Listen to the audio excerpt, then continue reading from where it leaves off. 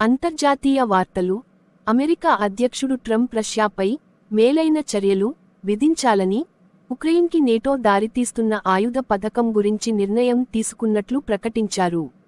Manitoba province, Canada కొత్త విద్యార్థులు, నైపుణ్య కలిగిన వర్కర్లకు ప్రావిన్సియల్ నామినీ ప్రోగ్రాం ద్వారా వీసా ఆహ్వానాలు జారీ చేసింది.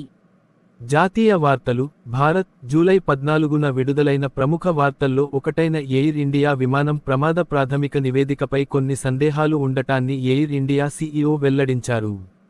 యూరోప్తో భారత్, యుక్రెయిన్, టర్కీ, మెక్సికోకు 8 రోజుల వాయు యుద్ధం, సంయుక్త వార్తా సమీక్షలో వివాదాస్పద అంశాలు పైకేశారు. టీసీఎస్ సీఈఓ శ్రీ కృష్ణివాసన్ ఫైనాన్షియల్ ఇయర్లో అంతర్జాతీయ వ్యాపార ఆదాయాన్ని అభివృద్ధి చెందుతుందని ఆశాజనకంగా వ్యాఖ్యానించారు. యుఎస్ భారత వాణిజ్య ఒప్పందాలపై మోడీ ప్రభుత్వం తరపున వార్తాయి వాణిజ్యత వారి బృందం వాషింగ్టన్ చేరుకుంది. ఓలా ఎలక్ట్రిక్ ఫైనాన్షియల్ ఇయర్ 26లో మెరుగైన మూల్యలాభం గమనించాలని అంచనా వేసింది.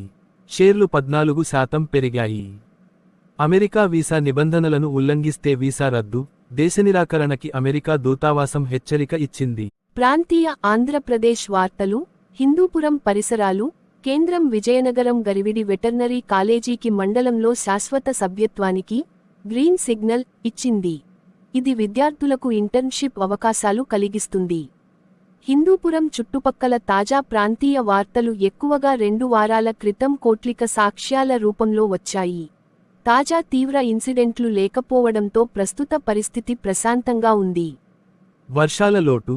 జూన్ 1 నుంచి జూలై 14 వరకు తెలంగాణలో సాధారణ వర్షపాతం 228.1 మిల్లీమీటర్లు ఉండగా, ప్రస్తుతానికి కేవలం 175 మిల్లీమీటర్లు తేవడం వలన రాష్ట్రంలో 23% వర్షాల లోటు నమోదు కాగా, హైదరాబాద్కి సాధారణంగా 179.5 మిల్లీమీటర్లు ఉండాల్సి, ప్రస్తుతానికి మాత్రం కేవలం 83.6 మిల్లీమీటర్లు మాత్రమే ఉంది.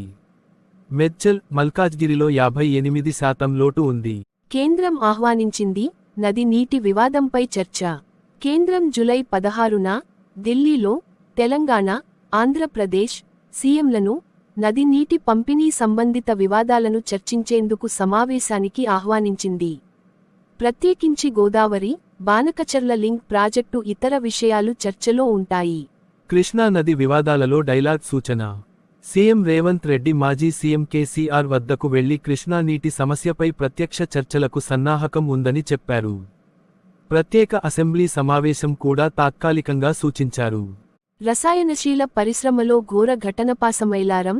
తెలంగాణ లోని సిగాచి ఇండస్ట్రీస్ మైక్రోక్రిస్టలిన్ సెల్యులోజ్ ప్లాంట్లో పేలుడు జరిగింది. 40 మంది మృతి, 33 మంది గాయపడ్డారు. కేసుల విచారణ కొనసాగుతోంది.